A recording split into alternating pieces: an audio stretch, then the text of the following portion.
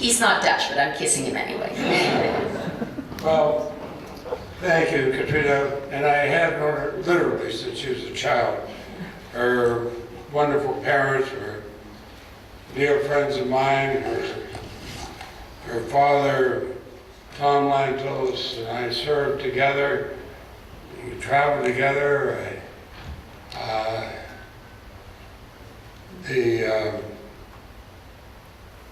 Even arranged to help bring messages back and forth to some people being held at that time behind what was the Iron Curtain, and all that we did together.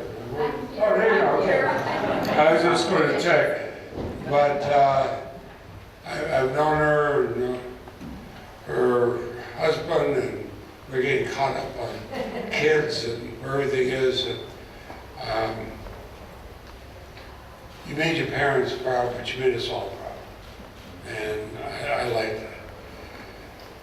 And with Father O'Donovan, let me tell you, I'm trying to think about what stories I can tell about Leo, but we have had so many different times when we've sat together, we've talked, we've been frank about what we're doing, and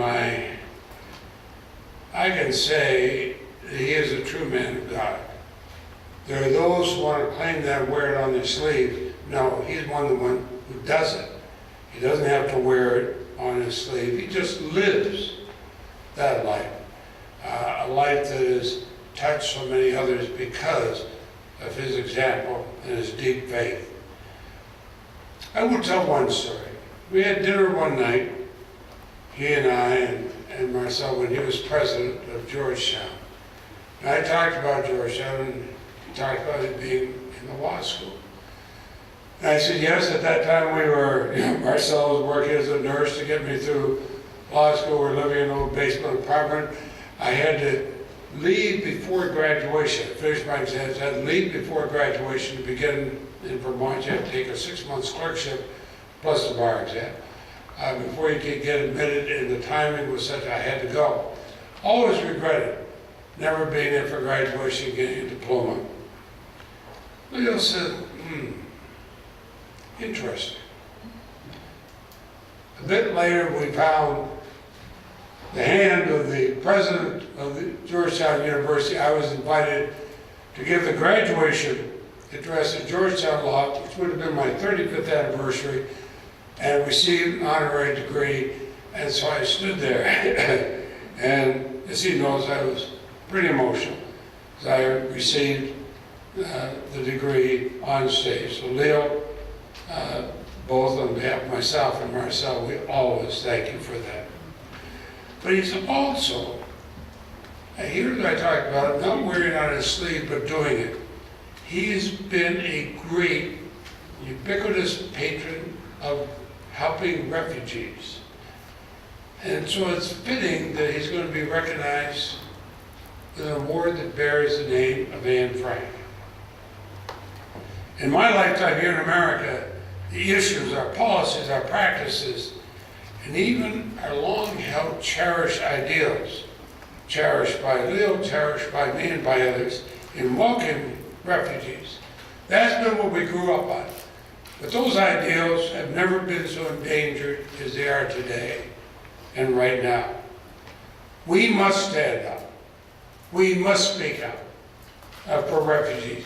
This is a great country, but it is made up of people who have come from other countries. And we look at what's happening to refugees today. It may have been hidden in past years, but now we see it. You can't turn on the news, you can't pick up papers or anything else without seeing it. How many people will ever forget the picture of the body of a small boy washed up on the seashore? His parents, he desperately fleeing. We know of the unspeakable suffering of refugees right now in Myanmar. And I hope the leader there will will stand up and speak out for them. Now, we're all here in comfort. We can go home. We can go wherever we want. I know, Ambassador, you have spoken out so many times on this. We can live in comfort, but these desperate, innocent people can't. So I commend those who are being recognized today for their work and their leadership in protecting academic freedom around the world.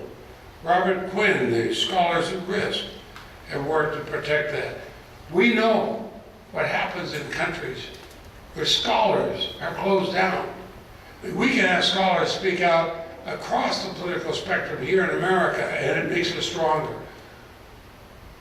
You know that in countries going into dictatorships, scholars are closed down as quickly as they can. So we have to have open forums for them. Opportunities to provide, that allow men and women to exchange ideas and information. That's what we do. And that's what you do. And so, as one who is worried about such issues, as one who knows about your parents escaping the Holocaust, as one who knows how important it is that we stand up, thank you. Thank you for doing this. And Leo, you're usually the one to say it, but let me say it. God bless you. Thank you.